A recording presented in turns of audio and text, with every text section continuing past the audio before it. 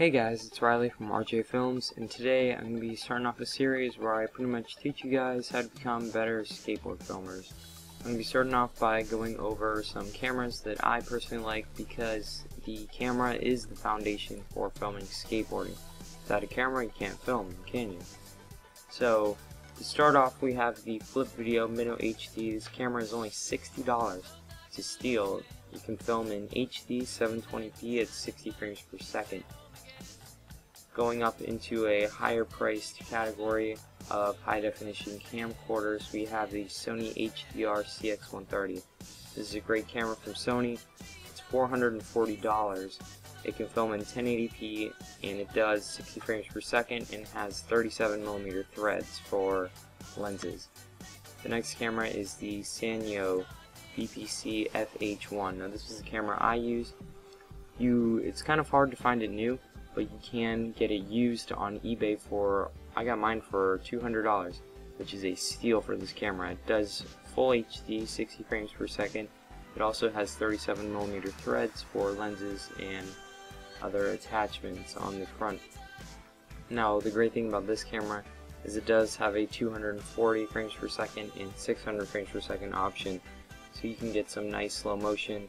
Quality reduces a lot, but it's still fun to mess around with. And then in the DSLR category of cameras, I'd recommend the Canon T3i. It's $850 with the kit lens, $700 without the kit lens, but you do need a lens to start filming with the T3i or any other DSLR. It does full 1080p and also 720p at 60 frames per second.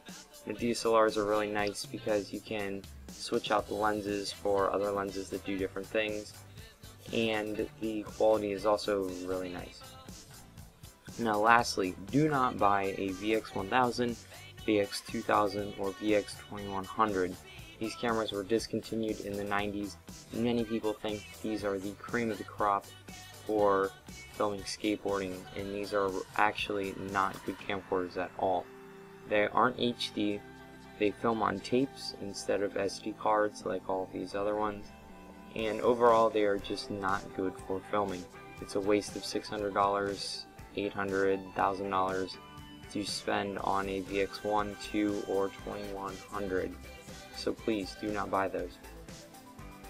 Now after you get your camera, you can film for a while, and just know that you do not need to buy any camera that is over whatever your price budget is. Whatever your price budget is, just buy that, and whatever you pick out will be good enough for you, because any camera is sufficient for filming, because any camera you buy will film. So don't feel the need to buy out of your price range. Just get whatever you think is in your price range, and I guarantee that you will more than likely have fun filming on it. Alright, so after you get your camera, you're going to probably want to invest in a fisheye lens for filming lines and single tricks. Now be sure not to use your fisheye lens all the time, but it's still a nice thing to have. You can get the Optica 0.43x fisheye lens for about $30, and that's a nice starter lens. I wouldn't recommend Rain-X or any of those other cheap brands. Optica is a good name to go with, and if you're going into the DSLR market, you're going to want to go with the Optica 6.5mm DSLR fisheye lens, and that's going to run you $300. So I've gone through my personal favorite camcorders, lenses that I like, and I did leave out one lens actually, and that is the Optica 0.3x Baby Death lens. That's a step up for HD cameras over the 0.43x, and that'll run you $80. Now the price got dropped to $80, and that is, in my opinion, a steal for that lens. It's a great lens, and I would definitely recommend trying that out. Now after you get your camera, your fisheye lens, you're probably want to film some lines, and for that you're going to need a handle. Now I would definitely recommend a handle for filming lines and other things, just because it'll stabilize your video and it won't be all choppy. So there's the Optica X Grip, which is going to be $30, and it's a nice handle to start out with, but I would recommend the Camcaddy Scorpion over that. It's only $40, and you can tell the difference is that the Camcaddy Scorpion does not have the foam on the handle. Now that's actually, you could look at it as a good thing or a bad thing. I personally think it's nice because the foam on the X grip could get all kind of nasty and stuff like that, but the Camcaddy Scorpion is also extremely versatile. You can add multiple attachments from Camcaddy onto it because the top is actually a rail where you can slide on different accessories. So if you want a mic mount or a light mount or pretty much anything you want, you can go on there. And if you are getting a DSLR, I would say that you almost have to go with the Camcaddy Scorpion because you can get a DSLR stabilizer to slide onto the top to stabilize your DSLR. So that's about it for cameras.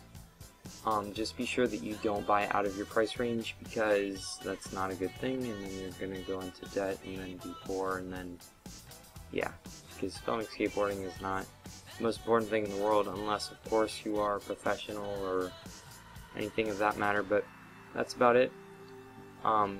Things I would look out for when you are buying a new camera is that it can have the ability to mount lenses onto the front, so be sure it does have threads on the front of it. The most common thread size is probably going to be 37mm, and you can tell if it has threads because on the lens there will be a little circle with a slash mark through it, and then next to it it'll give you your thread size, either 30, 37mm, something along those lines. And also try and get cameras that can film in 60 frames per second, because if you're filming in 60 frames per second, you'll be able to get better slow motion and overall better quality video. So that's about it, guys. This has been RJ or Riley from RJFilmss, and I will talk to you guys later on episode 2 of how to film skateboarding. So I'll see you guys later.